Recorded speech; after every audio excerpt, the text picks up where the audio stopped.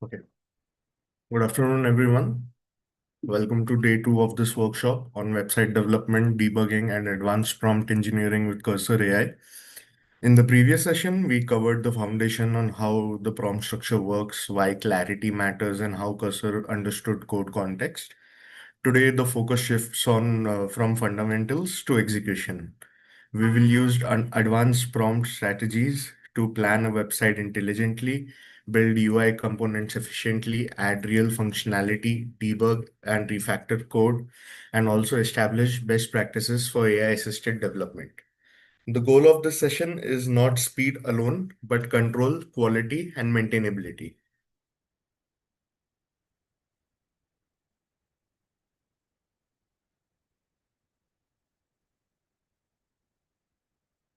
Today's session is structured into six parts. We'll begin with advanced prompt engineering techniques. Then we'll move on to strategic website planning. After that, we will build UI components and add functionality, debug issues, and finally discuss best practices. Each session builds on previous one, mirroring that a real-world development workflow. So the first part would be advanced prompt engineering techniques, such as zero-shot, few-shot, and prompt chaining strategies for optimal results. The second one would be website planning. We would learn to architect workflows, projects using intelligent prompts before writing code itself. Third would be building the UI components. We would create modern nav bars, hero sections, responsive layouts with AI assistants using Cursor. And fourth, we would be adding functionality to it, implement forms, validation, interactive features efficiently. And also, we would also be debugging and refactoring our code just to see how Cursor performs with it. And finally, we would be covering a few of the best practices while working with AI, such as Cursor.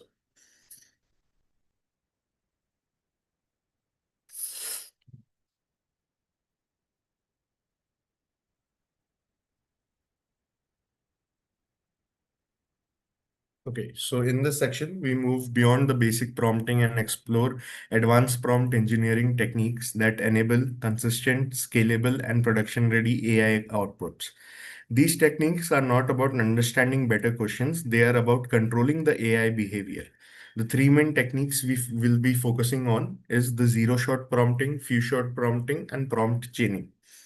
Each technique solves a different class of problem, and understanding when and where to use one is critical to professional AI assisted development. So, zero shot prompting, what is it? So, zero shot prompting refers to giving an AI a task without providing any examples. The AI relies entirely on the clarity of the instructions, constraints provided, and expected output format. This technique is best suited for well-defined common development tasks where industry standards already exist. Examples may include generating standard UI components, explaining error messages, or creating basic utility functions. However, zero-shot prompting fails when the prompt is ambiguous. When the instructions are vague, the AI fills the gap with assumptions which often result in incorrect or unusable output. So to mitigate this issue, the professional zero-shot prompts must include explicit constraints, which are also referred to as guardrails. The constraints define boundaries such as technological stack, design approach, code quality expectations, output limitations, etc. A well-structured zero-shot prompt typically includes a clear defined task, explicit constraints, a quality standard, and output control. By specifying these elements, zero-shot prompting becomes reliable and repeatable. An example of a zero-shot prompt would be create a responsive landing page hero section using HTML, CSS, make it modern and mobile first, and return only the code. In this, you can see there is no example or any reference given. It is just a basic task without any example or references. It is just telling the AI what it needs to do, and it is also adding some constraints like using HTML and CSS, making it mobile first. And also, it is also given the output control where you want the code only and not the explanation. Pro tip, always add specific constraints and quality requirements to ensure professional grade output. So what you get from this is basically in zero shot prompting, you have no examples or references in your prompt. You just specify a quick task and you exactly tell the AI of what approach you want to do and how you want to do it. That is what zero shot prompting is.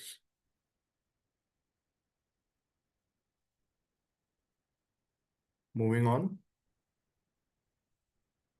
Yeah, so few shot prompting introduces one or more examples to guide AI towards a specific pattern. So what it does is basically it gives it a few examples or references that this is what I want and this is how I want it. You give those things to the AI so that it knows, okay, this is the pattern or this is the structure the user wants the AI to follow. So the AI would understand, okay, I have to make it in regard. So this usually helps is when you are have, let's say, for example, you already have a page, a UI page, let's say a home page for your application set, and you want to create a different interactive dashboard page, let's say. So for that, you don't want your UI designs to be different from one another. You want a uniformity, a structure between them, right? So you can use though a few of those code snippets where you have certain designs in aspect, like as you can see in the example one has a button class where the button is primary and buy now button is shown, and similarly another button class is there where the contact us button is there. So this is telling the UI or the AI that I want the buttons to be in this specific format, which is mainly used before in the code, so that there is a consistency and uniformity along your design.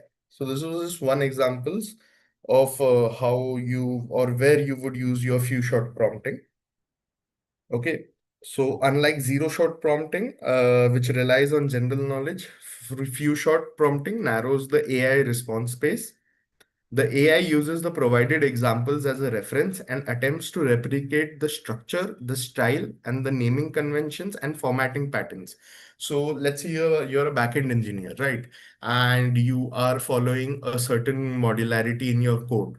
So while creating a new functionality, you could prompt your AI to similarly follow the structure of modularity which has been followed throughout your code base previously, so that your AI knows while coding it further, it would still keep that modularity in place. Your naming conventions, your how you are naming your variables, how you're naming your objects, how you're naming your scripts, all of those would be in a very modular structure, in a very readable structure, so that if some of your colleagues or somebody else looks at your code, it is very easy and clear to understand from the code itself.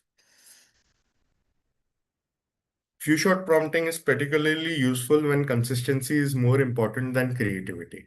Common use cases might be UI components with consistent styling, repetitive code patterns, API response formats, and validation logic.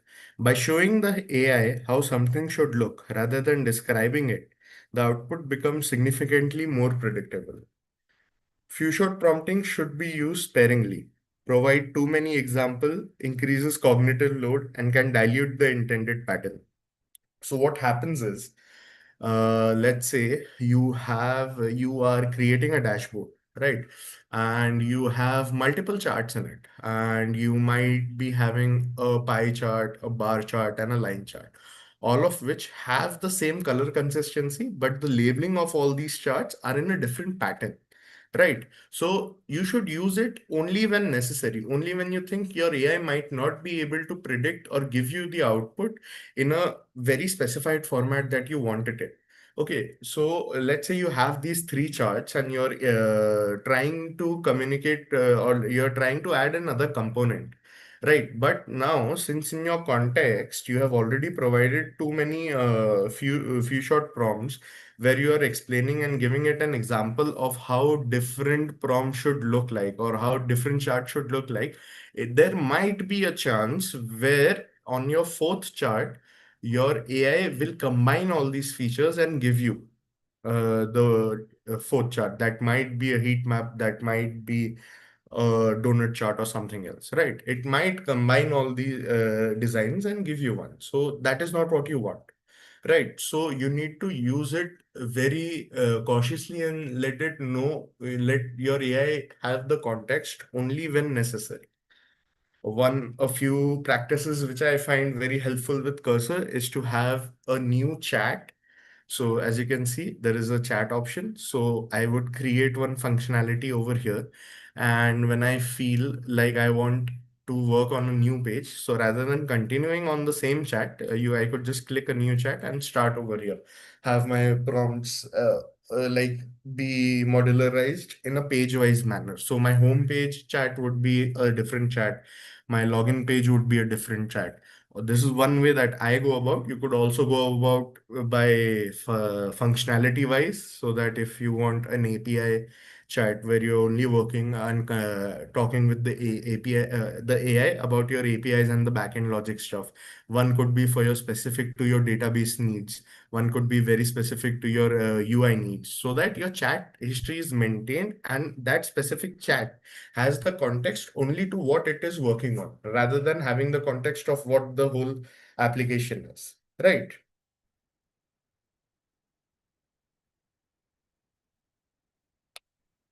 In practice, 1 to 3 high quality examples are sufficient for establishing consistency throughout your application. You could give 1 or 2 examples of showing where you have used that specific component before, and you could just state it out. Ki, I want it in a very similar manner. If you want any changes, you could definitely change it. So let's say you want to add a new button, you could refer to that specific component in the UI. You could give it a code snippet. It could be a screenshot, or just simply type it out in the home page in the uh, summary section. I want this button to be so and so. So like that, you could definitely do it.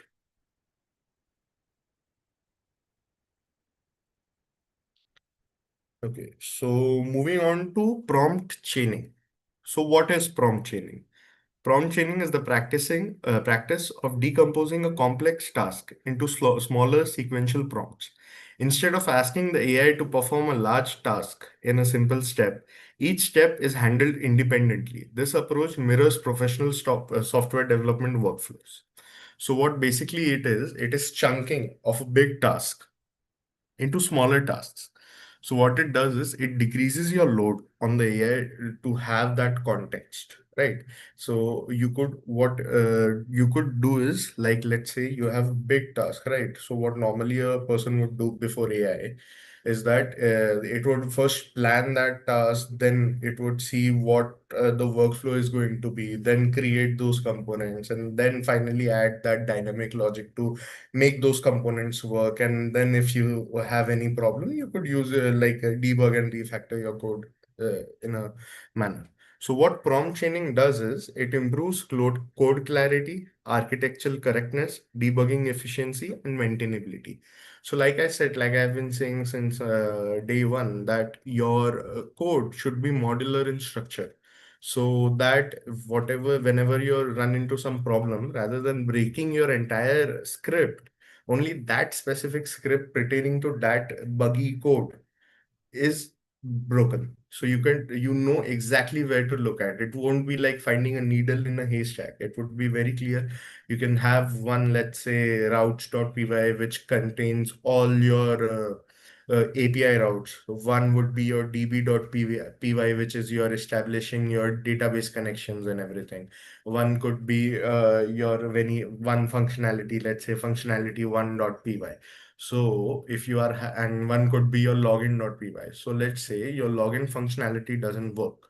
Okay, you're entering your right email ID and password, but you are unable to log in. That is very clearly a login issue, but not a database issue. Not it could be a database issue, but yeah, it's either a login issue or a database issue. So you can directly look into your login file, your login.py or your database.py, to identify where your issue is, what it is, and how to fix it, rather than looking at the whole code if you don't have it modularized. So similarly, your prompt chaining works in a similar manner. You break it down, you chain it up. Okay. So like in a chain, how you have different links and all of them are held together and forming a chain. Similarly, a prompt is broken down into smaller chunks and they all are linked together by continuing prompts. So, for example, we could have like rather than asking your AI to generate an entire website, the workflow is divided into stages like planning the structure, creating individual components, adding responsiveness, introducing functionality, refactoring, and optimization. Each prompt builds upon the output from the previous step. This minimizes errors and reduces the likelihood of tightly coupled and unmaintainable code. Prompt training also makes debugging significantly easier, as issues can be isolated into individual steps rather than the entire systems. So let's say I have an idea of what I want, and it is a complex website and I want to make it, and I create a very detailed prompt that you're a software web full stack web development engineer, and these are your goals, these are your constraints, this is how I want my output to be. It could be a very well defined prompt, but what it is that it is giving too many complex tasks in a single shot or in a single take. So what will happen? It would do it, yes, but let's say something breaks. It did not do something right. Okay, it might be your backend, it might be your database schema creation, it might be your UI components. So when that happens, what you would have to do is you would have to redo that entire prompt is your one option, or you could build upon it and start working. Okay, no, this component is not right. I want this component to be in a specific way. My backend, the certain logics are not correct. I want these logic to. So instead of doing that, after giving it a single prompt and eating away your context and your tokens, so what you can do is you can already divide it beforehand. Okay, you could plan, then build, then create, then add the logic, and then refactor. So these are the 5 steps. So what the result you will be expecting would be a cleaner code. You would have less confusion, and even if something goes wrong, it would be easy to debug and very easy to maintain.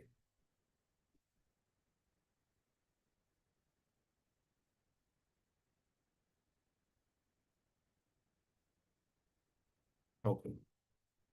Moving on, constraints and output control. Okay.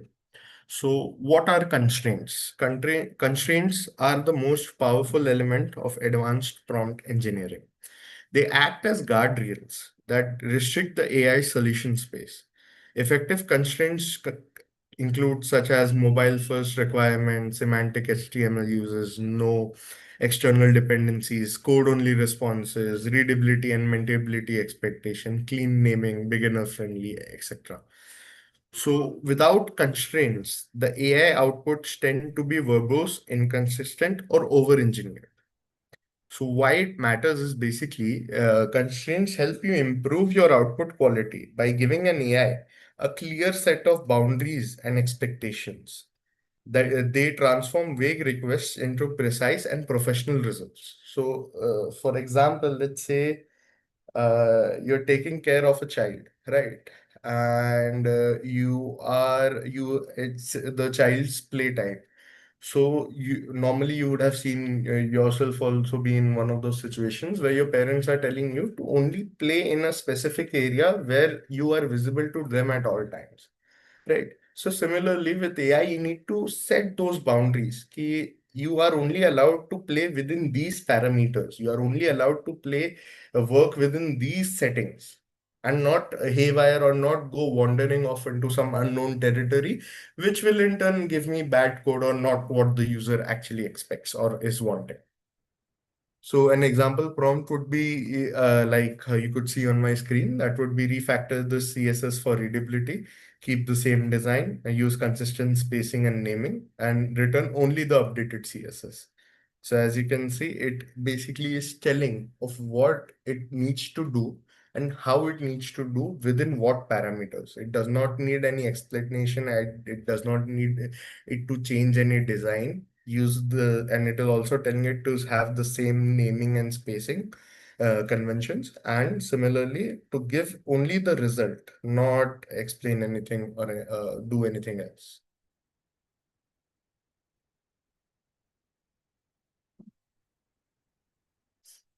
Yeah, so moving on, we have role prompting.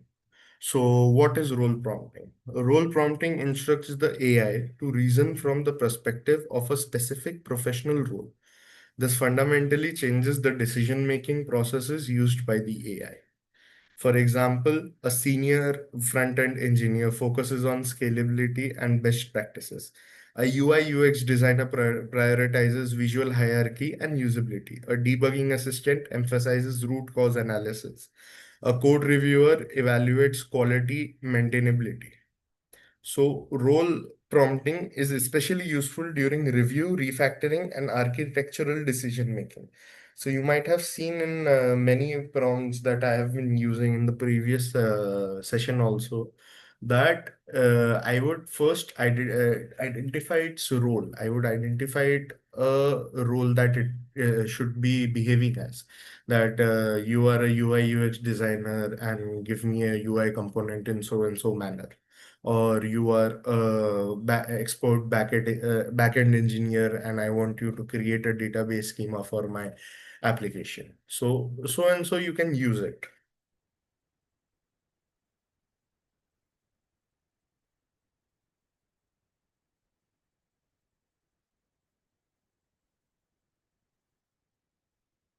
Okay. So these are just as a few of the advanced prompt techniques that you could use and keep in mind while creating your prompts. Prompt chaining or chain of thought, as you would like to call it, is really helpful and is, I would say, really powerful while working on big complex tasks.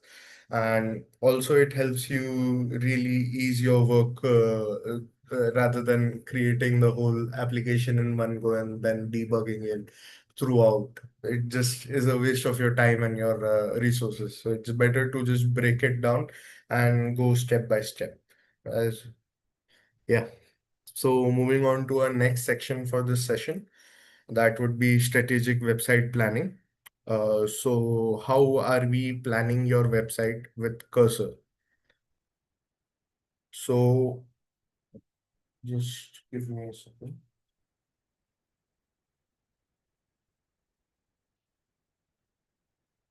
Yeah.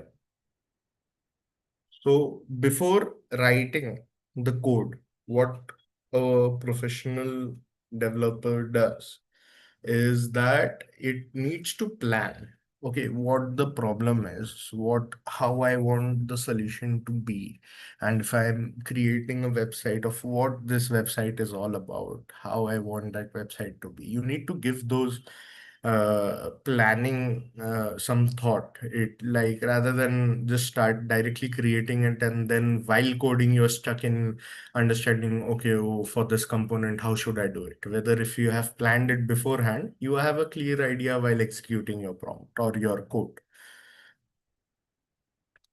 So effective development begins with planning and not coding. That's like something to remember.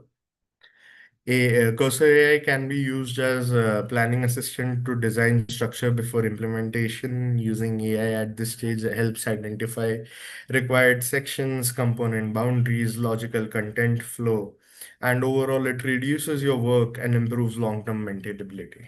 So let's move on to our cursor. Yeah, so this is an empty project and we will start as with the planning step. So let me create a prompt for planning. Uh, uh,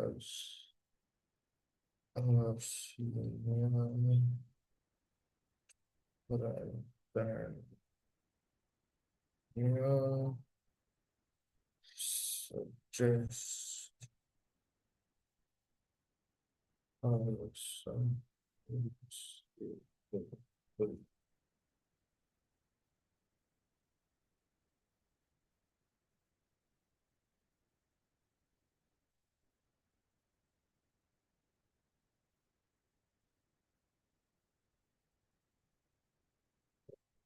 Mhm.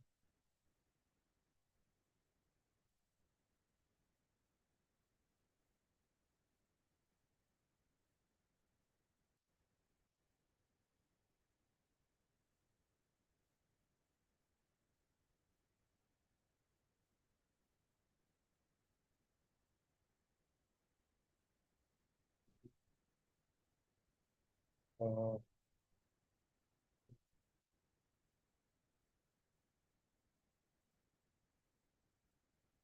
yeah.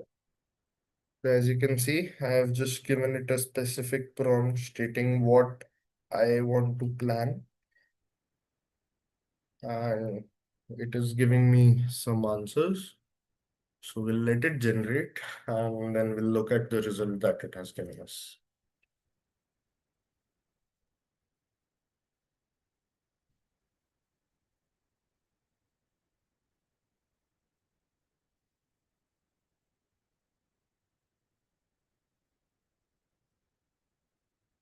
Yeah. So as I prompted it to suggest a simple scalable component structure for responsive landing page website, focus on clarity and reusability. And I just prompted it that do not write code, just explain. Now, since we are in the planning mode, we do not need not write code. Okay. So first it has given us some component hierarchy where it has atomic components, primitives such as buttons, inputs, icons, topography, and spacing utilities, layout of our container, grid, flex, stack, and section wrappers, feedback, loading states, errors, messages, and tooltips. Okay, this looks good. Molecule components would be a composed layer where we form elements such as the bar, search bar, contact form, newsletter sign up.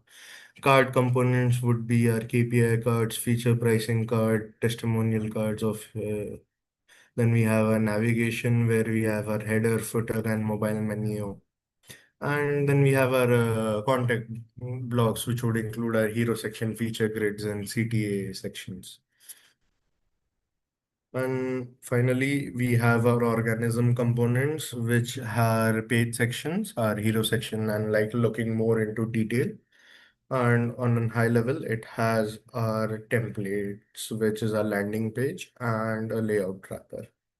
So it has also given us an example of how we could have our folder structure, like atoms, molecules, organisms, templates, layouts, and in styles we would have our tokens, mixins, and utilities. Okay.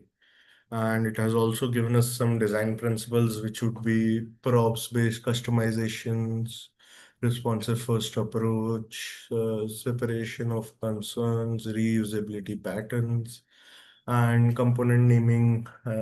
It has explained to us.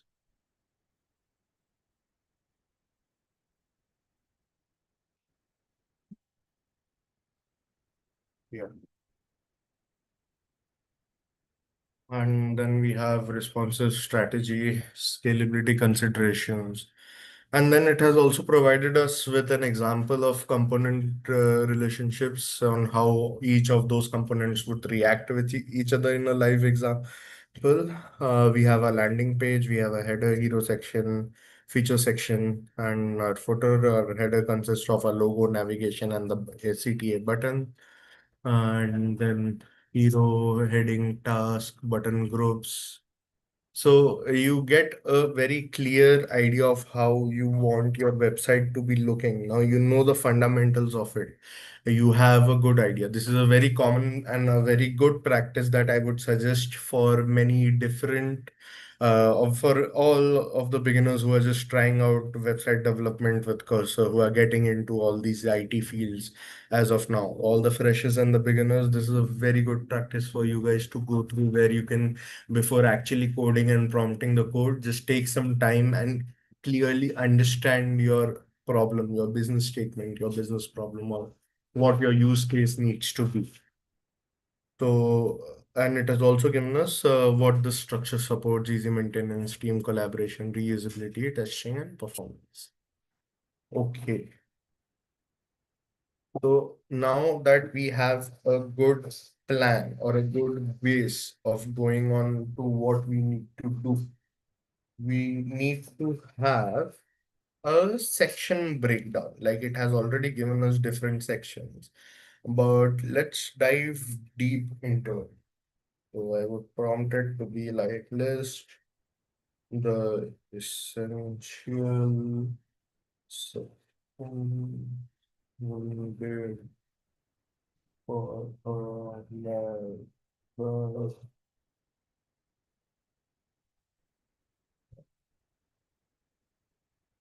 landing page. So the purpose for each sec- section is concise.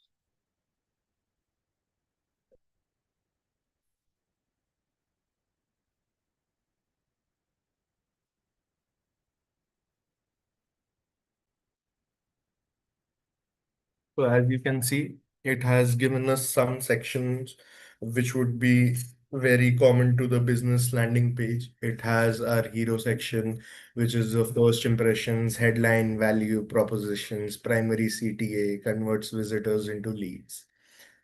Then we have a features slash benefit sections, which is your highlights, key features, benefits, builds trust and shows value. Your social proof like testimonials, logos, case studies, just to build up the credibility of your web page or your business. How it works, pricing section, FAQ section, CTA section, footer, optional, and then it has also given us some recommendations like how could we have an about slash story section, use cases, contact form, blog, and resources. As you can see, it has given us a summary at the end, and before that it has also explained to us what different hero like all the sections are and what they are all about. So now moving on, I would like to dive deep into the folder structure of it. So I would just type a simple prompt which suggests that.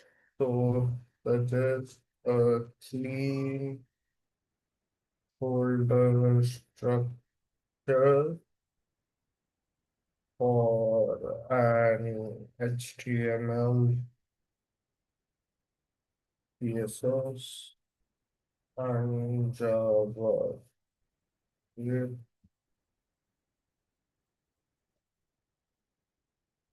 your scripts landing page. What's that? Right, right. Maybe available. Do not include framework.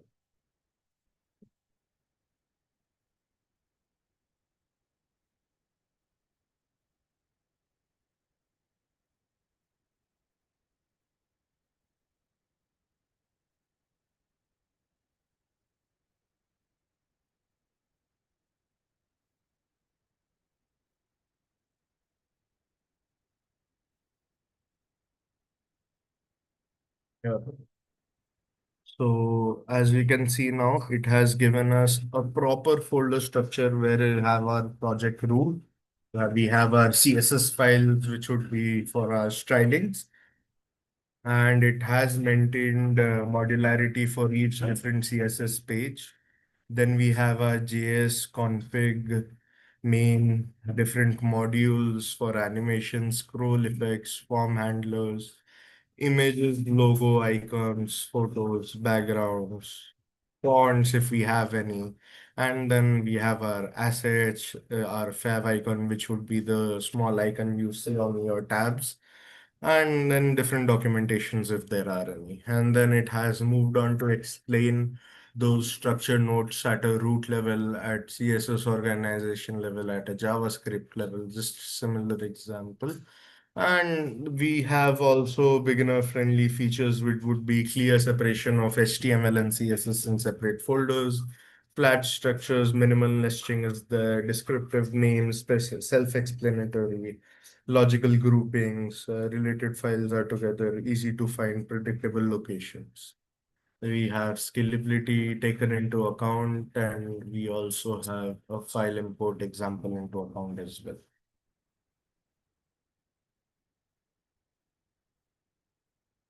So I think we have a clear understanding of how our project structure should look like, on how we want our base setup to look like, the folder structure and what components and what hierarchy we need to do. So let's move on to developing it. So for building and adding functionality, what we would do is like we'll start with the visualization foundation. We have our UI components in page. Then we would add interactivity such as contact forms and button action and dynamic elements. And later on, we would go for implementation and check if certain logics and validations are up to the mark or not.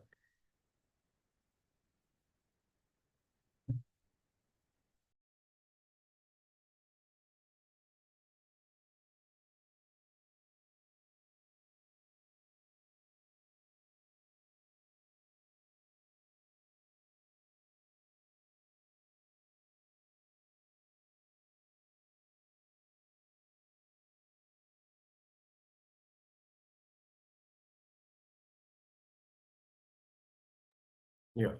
So let's move forward.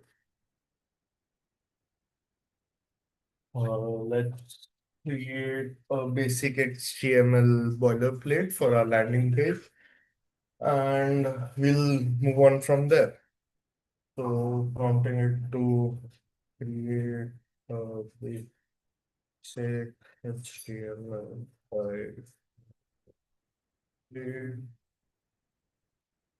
for uh, this is my task, and then we would have use C HTML.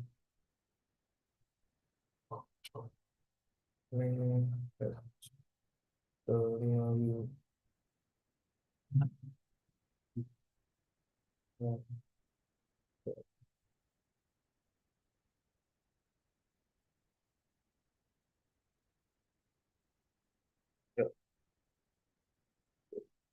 that should be enough.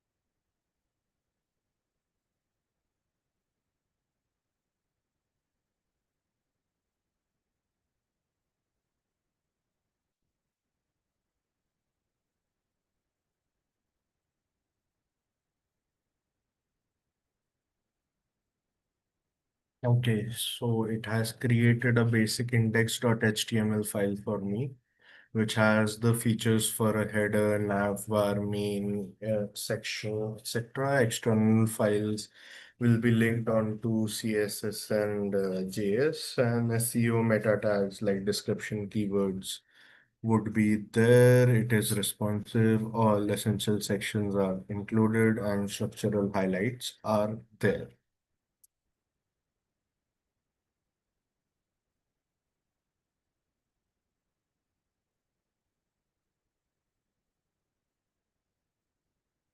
So let's create the JavaScript and the HTML, not HTML, the CSS files.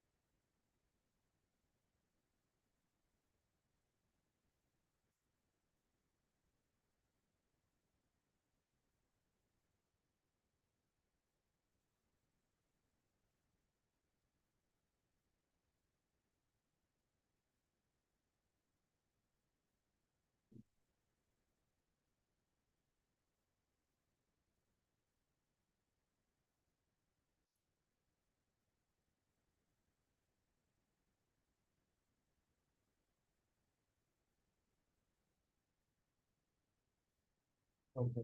So this looks good.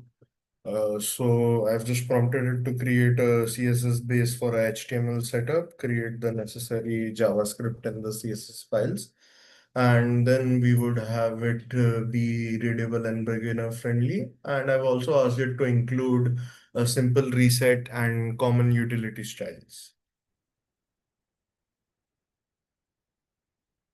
So we'll let it generate and we'll see how the response is.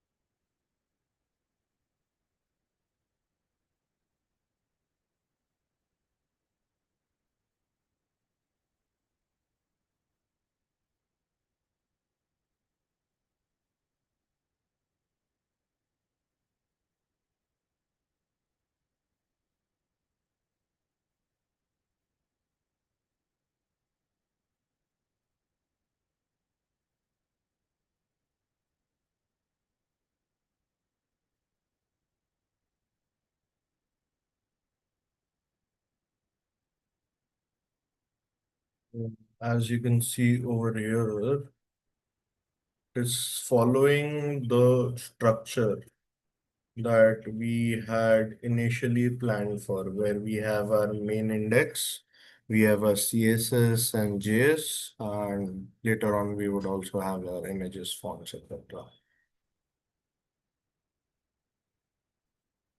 So it is run. This has simple CSS reset, boxing, sizing, margin padding. It has the variable has design tokens, the layout utilities, component styles, main entry point, the configuration, utility functions, main entry point, features, and it has also told us to let's see the landing page now.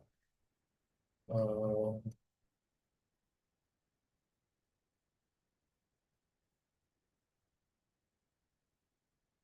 So as you can see, it has given us a very basic landing page where we have our features about testimonials, pricing, contacts. We have a placeholder for our logo. We have our get started option. We have features one, two, and three. It is also a brief description. These are all placeholders, right? So we have a basic plan, pro plan, frequently asked questions, start now, and what to contact, and your basic footer where you have your company, quick links, legal, privacy, strict terms of service. Then we have our connect option for Facebook, Twitter, and LinkedIn.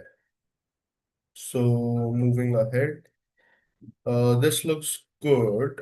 It is a very basic design. We would be changing some UI and refactoring some code later on. So yeah, this looks good.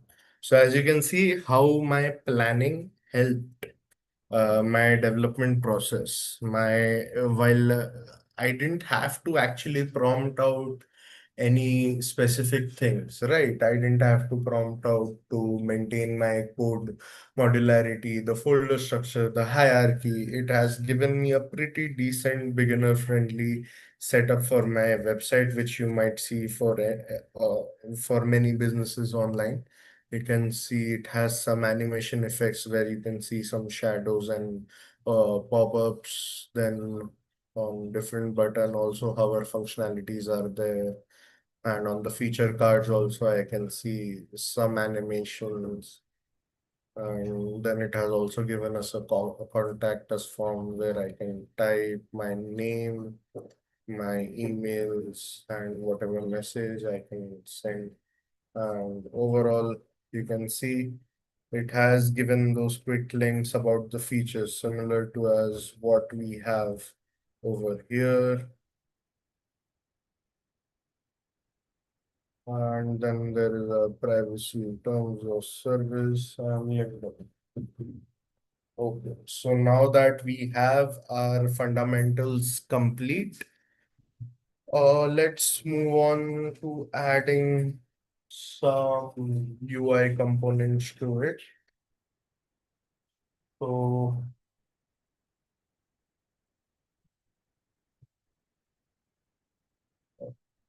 here, responsive navigation bar use use text HTML use mobile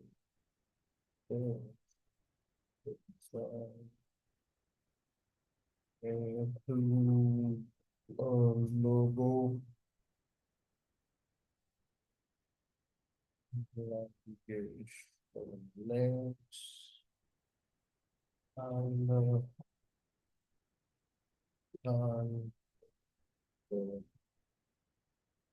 menu for more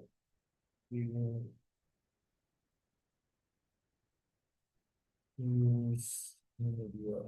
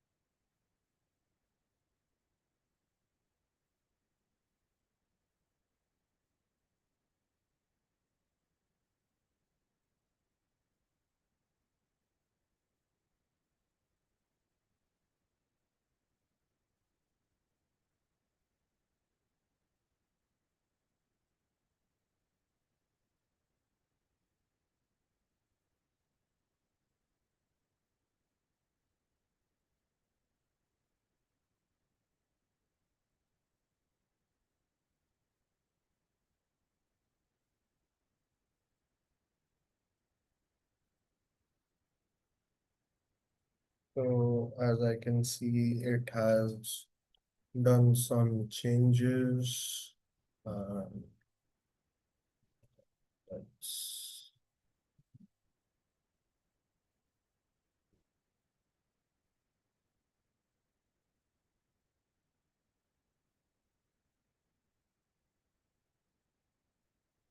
okay, and there are a few animations.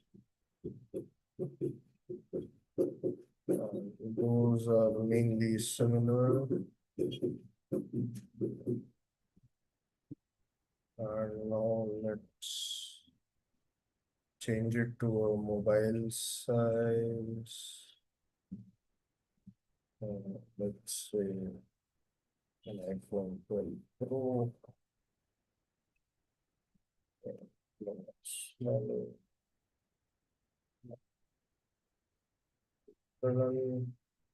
Where, as you can see, I have my hamburger menu for all my nav bar. I can scroll through my web page and it is automatically changing my sizes for different screen sizes. So the hamburger menu disappears when we have a big screen, and if we have a small screen, The hamburger menu is there. We have our features, contacts. There is a basic animation. Uh, okay, so yeah, this looks good. I would have to add a logo to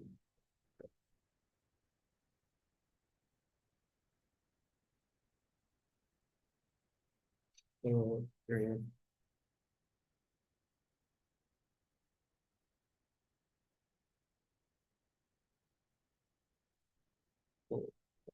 okay,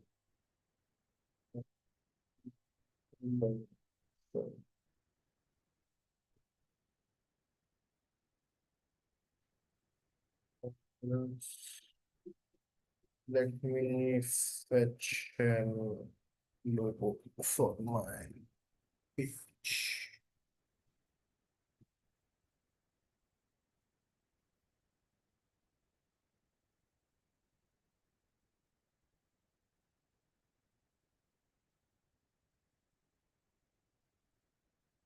So I have added a logo, so let me give it a context of what I am referring to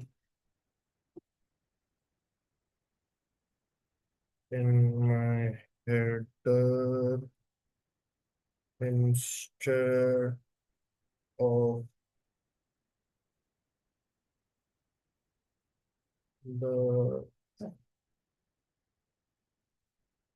text, your logo, please put the image, the .png image I have in my logo folder.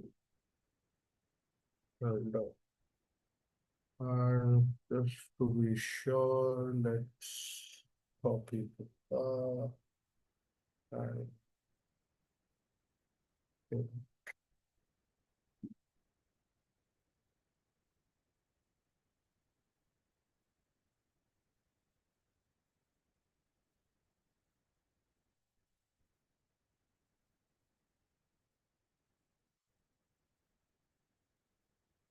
so yeah.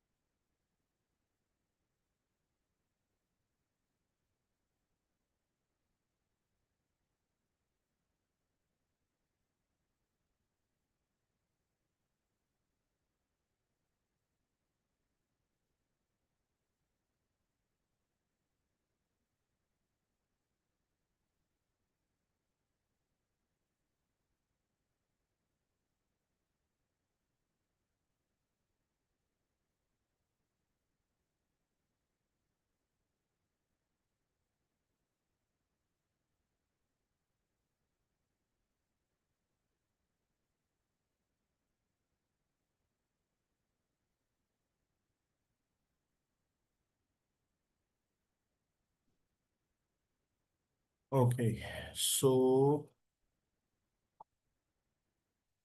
let us see. Now, yeah, great. So as you can see, I have added my AiSPRY logo over here. I have my features and the logo has been added. So what do we do next?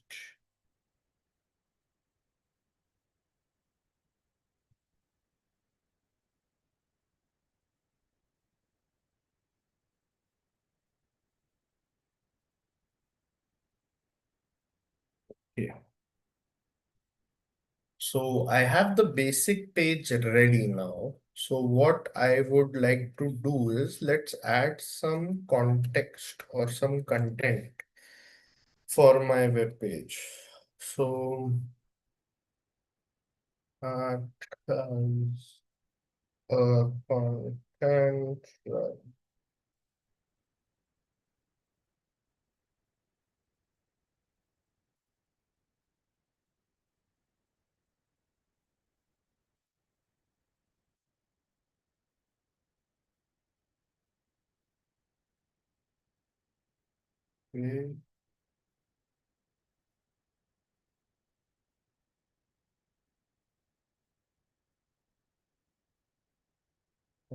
This page already has the placeholders which contain generalized text. Please put in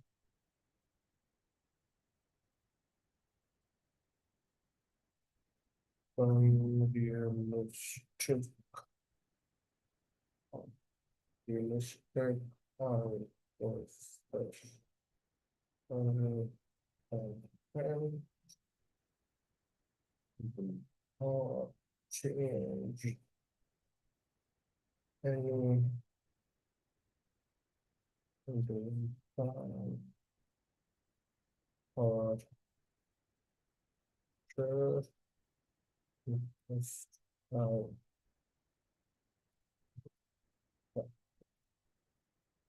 okay. As you can see, till now, I have my web page and I haven't done a single line of coding on my own. I have created a folder structure which was suggested to me by the AI itself, and building on top of that, like following that chaining of prompts methodology, I have my basic web page, and now I'm continuing to add some realistic content to that page.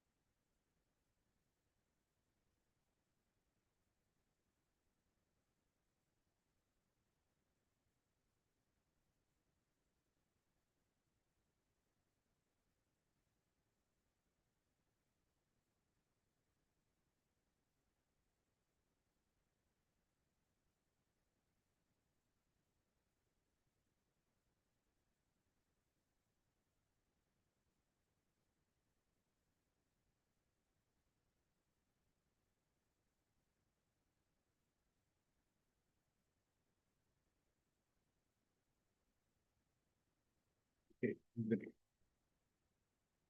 So,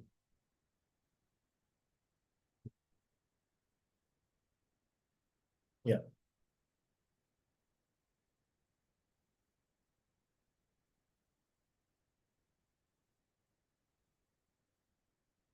So as you can see, it has added some content of transforming your business into streamlined workflow, boost for AI-powered solutions. Then it has our features which we provide as a company and about us, what our mission is, what our customers say. It has given that pricing for a starter to a professional, and what are the frequently asked questions. And this seems like a pretty good web page for a beginning start, right? Okay, I see one issue where my learn more button is not visible.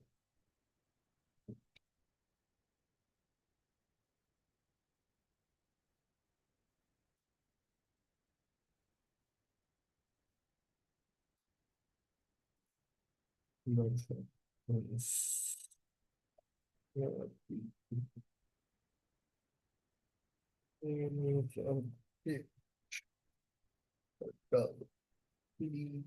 make it as the structure.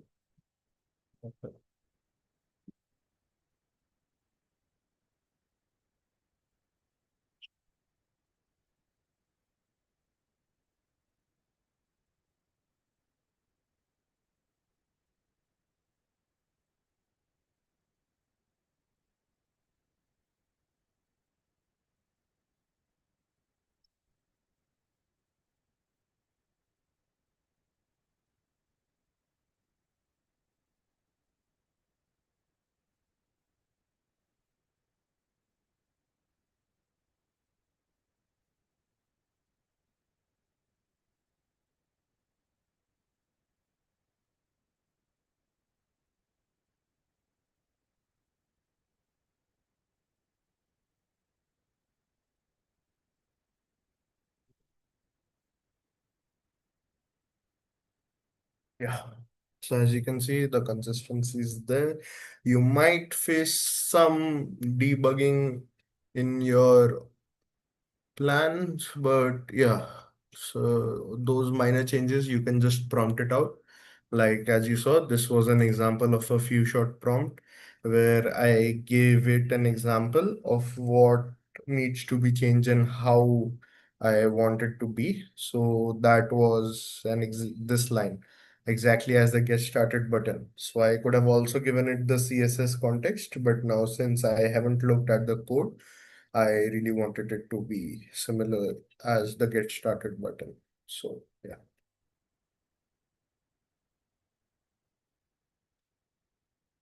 Okay. Now I think we have a website. Now what we will do is let us add the review part of it.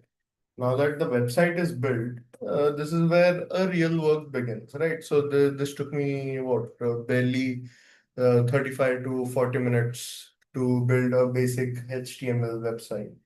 Now, in professional development, you guys need to remember that it doesn't stop at it works. I cannot just say, okay, it works. The next step is mainly reviewing the code quality. So let us prompt it out and see how do we review our code. So, uh, uh, uh, so for review, let us start a new chat. Uh, as a senior and where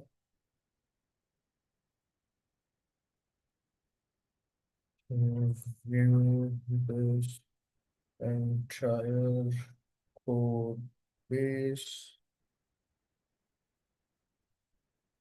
for repeatedly menu.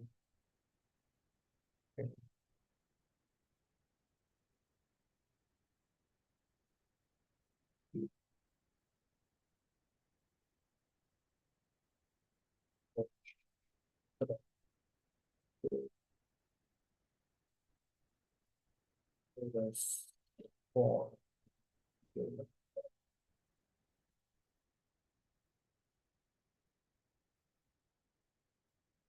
this then improvements and is not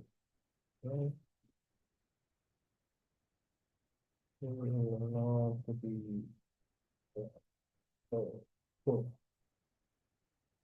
like as I wanted to review as of now, and let's see what suggestions and improvements our AI is able to give us, and we'll move on from there.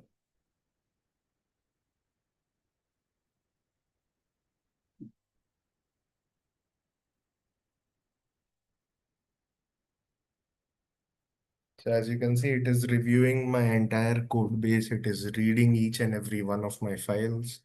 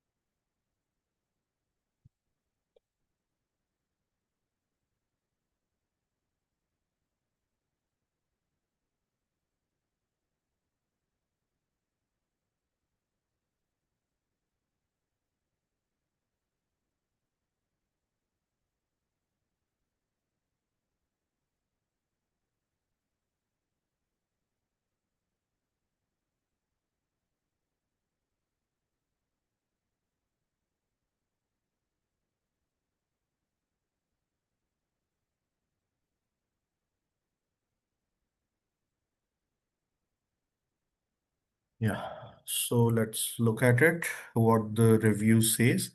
So this is to demonstrate, like till now, I have demonstrated the generation capabilities of Cursor AI, how you could use it to generate your code, how you could use it to create a simple HTML landing page or a web page where you have your certain components in a certain hierarchy, how you could use it as a planning tool to plan your website and build it on from there.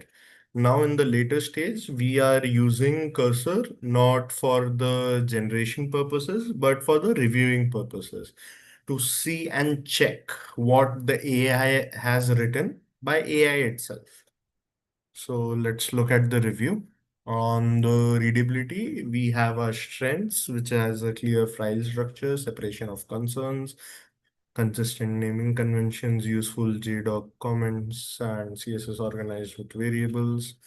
Issues there are mainly with the magic numbers, issue hard-coded, reasoning inline styles, duplicate breakpoint definitions, and missing script loading order. Okay. And then we have a maintainability strengths, which is a modular CSS structure, utility function separated, configuration centralized. And then we have hard-coded animation styles, reasoning duplicate, say harder to maintain, define and toggle it with classes in JS. And best practices, strengths we have a notification system that is missing our loading states, no form sanitization, missing serial meta tag. Okay.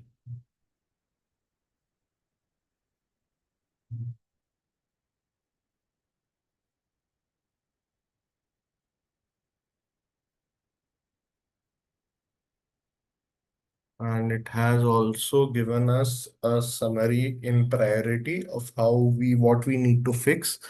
In a high priority, which would be replace the magic numbers with config values, move inline styles to CSS classes, fix script loading order, align breakpoints between JavaScript and CSS, and unsure touch target sizes. Okay, so let's implement it. Okay, please implement the high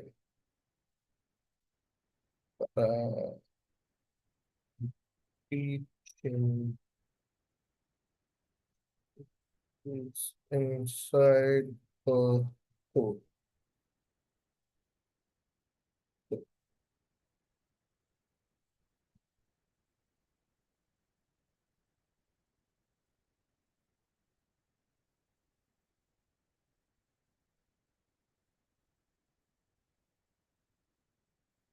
As you can see, it created a to-do list to replace the magic with the touch target size requirements, all of that.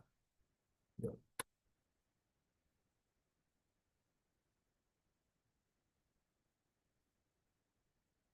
So as you can see, you can use cursor to build, review, debug, and refactor, and then enhance your code all in one place. You don't have to have multiple models or multiple softwares to do that. It is basically doing the work of five people, a proper team as a single person. So this helps you improve your accuracy in your code, your performance, your what do you call it? The effectiveness, and it just basically makes your work really efficient.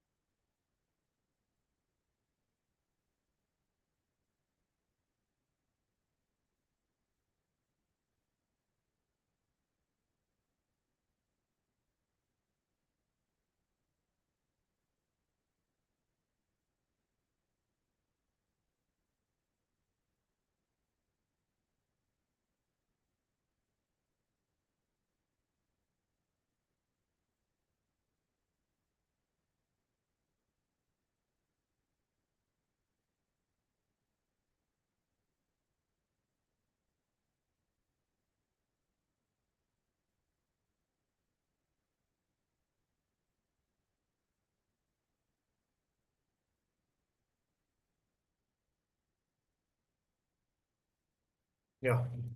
So as you can see, it has been replaced with the config values where we have our breakpoints, updated the utils with fallback, has a scroll threshold, and minimal script loading order fixed, breakpoint alignment, touch target sizes, and additional improvements added, offset of for smooth scroll offset. Okay. Let's just reload it and see. I can, yeah.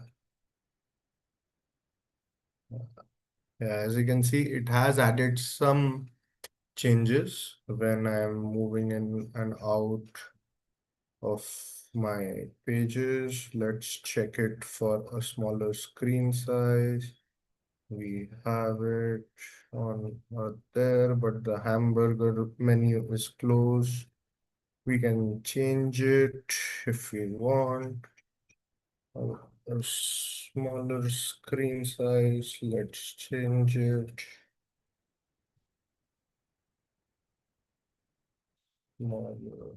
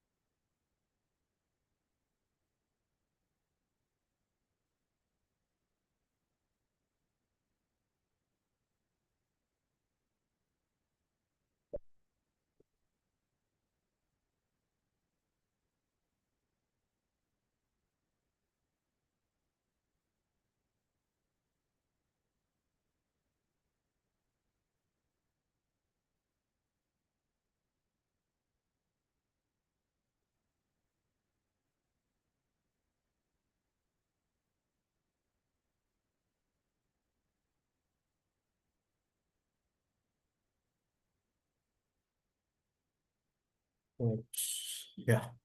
So as you can see, the hamburger menu is back up. For different sizes, I have it. I can see it. There is a basic animation where it crisscrosses the top and the bottom line and just removes the middle line. Okay, and the rest of the page seems good. So yeah, so that was it. You can see how I refactored my code and reviewed it on the basis of like as a professional senior engineer would do. And based on those changes, I implemented the high priority changes for magic numbers and no fallbacks issues and the hard coded animations. Some new animations were added. And you can basically prioritize what you want with the help of cursor in terms of, let's say, you're on a time limit and you're reaching a deadline, and you might have some concerns which are of critical priority. You might have some concerns which is of low priority. So you could ask it to list those priorities for you, and you could also implement those priorities after they have been listed, all within the same chat. So as you saw throughout my demo, I followed a very clear chain of thoughts prompting where I did not give it a whole uh, use case in a single prompt, but I broke it down into smaller sections. We first planned through what we want, the different hierarchies, the different components, the different folder structures we're going to be using, how I wanted it to be. First, we created a basic base layout, then we added our logos, then we added our content, and then finally we had a very minimal changes like the button issues and the hamburger menu option, which could be looked at as how we would work with cursor for debugging. So that was it. Over the course of this session, we moved through a complete real world workflow that demonstrates how AI can be used responsibly, effectively, and professionally in modern web development. The objective was never to simply generate code faster, but to show AI, specifically cursor AI, can become reliable developing assistant when guided by clear intent, structure, and engineering discipline. We began by establishing importance of advanced prompt engineering rather than treating AI as a black box. We explored how different prompting techniques such as zero-shot prompting and a few-shot prompting and prompt chaining directly influence the quality and consistency and reliability of the output. These techniques allow developers to control how AI reasons, not just what it produces.